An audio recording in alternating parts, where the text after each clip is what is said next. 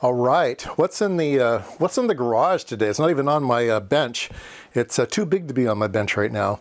It's a big box from Rohde Schwarz. Rohde Schwarz is a German company. We call them Rohde Schwarz.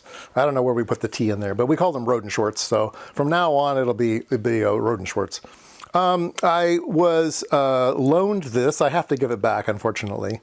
But if you know Daniel from Keysight, he had Keysight University, and he did all of the Keysight YouTubes and everything like that. And Daniel has moved to Rohde Schwarz, and he contacted me, and he says, I have an oscilloscope that I can let you borrow for some time, and would you like one? And I said, yes. So in my professional career, I've never used anything by Rohde Schwarz. Obviously, I knew about them, but I never used any piece of equipment. Here in Silicon Valley, it's just not a thing you see. You see all Tektronix and HP, Agilent, Keysight, and maybe some other things. And then these days, you know, there's a bunch of cheaper brands, but the big names, we had like Anritsu and Wiltron and stuff for RF equipment. Those were big names. And Rohde Schwarz had obviously big name, big expensive VNAs and spectrum analyzers and stuff like that also. But I don't know, I just didn't see them in the valley. So obviously, their stuff is super high end. This is actually one of the low end products they have. Now they had purchased Hameg, another German company that's a low end instrument maker, Hameg. And you will see some of equipment will have both names on it, Rohde Schwarz and Hameg. This is a true Rohde Schwarz instrument. Like I said, it's low end. I think it's about $40,000. That's their low end stuff, all right? Let's open this thing up. All right, we've got a marketing flyer here. Oscilloscope innovation measure with confidence, definitely. Nice glossy marketing jazz. We have a case. If you want to see the inside of this oscilloscope, I'll try to put a link down below. The Signal Path did a tear down of this particular oscilloscope if you want to see inside. So we have scope probes, we have logic analyzer probes and stuff. So that's a nice there. We have a getting started guide that nobody opened. Sounds like me. I never read anything like that. Oh, I got another one of those. We got a user manual. Or is it just?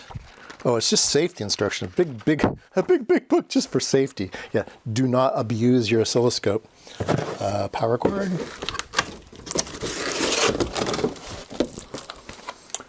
All right, here it is on the bench. It is lots of BNCs in the front. 1, 2, 3, 4. It's an 8-channel oscilloscope. 8 channels. I've never touched an 8-channel oscilloscope, so that's pretty fun. Couple probe compensation things here. USBs. Small knobs. Interesting. That's okay. Small knobs. They all click. Push buttons and stuff. It's got a soft start button. I like the color. So I get bored with everything that's black or beige. This is a nice blue color. Reminds me of the old Tektronix days when things were nicely colored too. They had more of a baby blue. This is a nice vibrant blue. In the back we got LAN, USB 3.0, HDMI. I'll be able to put my frame grabber card on there maybe. On, off. All right. Generator output. Okay, so it's got a function generator built in. Let's see here. Let's go ahead and, since I have it turned around, let's go ahead and turn this on. I don't think it will do anything until we push the button in the front. Oh, it does. MXO3. Let's see here. Does it have little flip-out feet on the bottom? It does.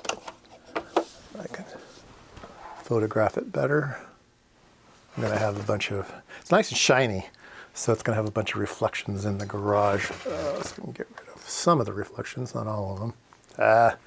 My garage is not set up for filming things like this. All right, wow, that's really bright. Those are bright LEDs. Let me see if I flip the feet down. Will it photograph better? Yeah, it will photograph a little bit better that way. Yeah, there we go. All right, not for me, but for you guys, it will be better. Yeah, there we go. Now it's 8 channels. It's 12-bit. So compared with the Keysight back there, we'll have to do some head-to-head comparisons. I'm really interested to see what a real high-end 12-bit machine looks like and a high-end 14-bit machine looks like, and we'll see if we can look at the noise floors of those two things. Let's see. I assume these things are touch. Yeah, these things are touch, and probably works with a mouse also. I'll put a mouse on it. But yeah, what a pretty scope. Real nice screen. Look how big that screen is. I wish I had one of these. It would probably, other than it's a shiny screen and it might reflect stuff, it's really big. I like having big screens in the lab for the YouTube purposes. But yeah, vertical. Oh yes, channels are C's. C1 through 8. Wow, that's pretty cool. Oh yeah. 8 channels. Wow, what do you do with 8 channels? One's really cool. Let's see, this is scale. 1 millivolt. 1 millivolt per division. That's pretty low noise.